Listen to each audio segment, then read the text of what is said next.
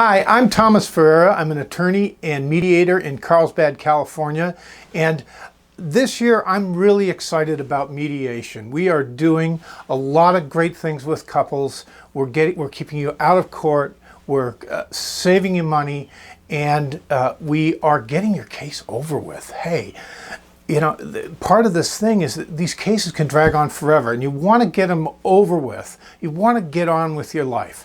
I love mediation. I'm what you might call a mediation nerd. But what if you've got a situation where your significant other just won't go to mediation? They don't trust the process. They think that you're trying to put one over on them or you're trying to take something from them. They don't trust. And in that situation, I've got a solution, as you might imagine. I have a two-step process. And it starts with being a mediation nerd like me, getting excited about the process, and then having a conversation that's directed towards problem solving and their interests and how their interests are going to be accomplished through the mediation process. So let's talk about the nerdy part first. You've got to tell them how great this is. Look, litigation costs $20,000, $30,000. $50,000. I've seen people spend hundreds of thousands of dollars on a case that we could have done for $4,500. It's going to save you a ton of money.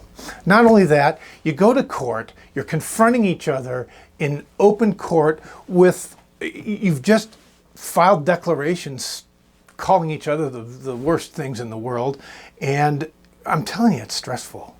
And it drags on and on. Very frequently, my cases will have 1, 2, 3, or 4 requests for order hearings before they're concluded. How do you get rid of that with mediation? Next, we're going to have win-win solutions, which means that we talk about what you want your post-divorce life to look like. How do you want to raise your children? How are you going to protect yourself financially? And you can tell the person, look, no obligation. If the mediation process isn't working, you go another route. It's all confidential, and you just go another way. So you have to be excited about this. This is a good thing that we're going to reduce mediation. We're going to protect your family from the conflict that you have in court. Okay, that's number one. You got to be a mediation nerd. Number two, you got to have a conversation, because you're not going to get them into mediation without a conversation. It's a hard conversation to have, because if you're at the beginning of the process, a lot of times nerves are pretty raw. But you have to kind of look at it from their point of view and decide what interest of theirs is going to be served by this mediation. And you want to come at it from this. Now, I'll tell you, the number one mistake everybody makes is that they want to dig in their positions. It's natural. You almost feel like if you don't stake out your position, that you're going to lose your mediation, you're going to lose your case, because you're essentially going to be admitting that they're right. And I'm telling you, it's false. What you need to do is get that person into mediation. That's your number one focus. The benefits will not happen unless both of you come in, right? So you have to focus on getting them in and away from the issues in your case. I'll give you an example. Suppose you've got a guy and you really think that he's a hardworking guy, so you really think that the best parenting plan is every other weekend and maybe a weekday overnight for your kids. But he feels, for whatever reason, that's not fair. I want 50-50. And his whole thing is, okay, I'll consider mediation, but I demand 50-50. You got to understand, I'm not going to take anything less than 50-50. I say, great, let's come to mediation.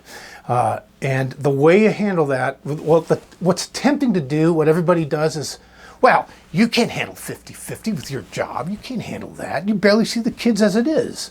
And then the conversation goes, and then you're off to your lawyers. This is how you handle that. You say to him, George, or Fred, whatever his name is, 50-50. Okay, that's possible. Let's talk about that in mediation. Let's talk about that in front of a professional, and let's work this out. Let them know that result is a possibility, and it really is a possibility. And your result is a possibility, but if you start to get into the issues, you're finished. So whatever you do, you've got to convince the other person to come in and have a conversation. We're trained mediators. We can really solve problems. Look, if you're having a hard time convincing him or her to come to the mediation table, have me or Tammy give them a call. Tammy's really good with spouses that maybe are the victims of affairs. She can relate to that. I'm pretty good with guys that have been left and are still smarting from that. Have me give them a call, and I'll explain to them why it's in their interest to do mediation. So until next time, love your family, protect your finances, and reach for your future. I'm Tammy Ferreira.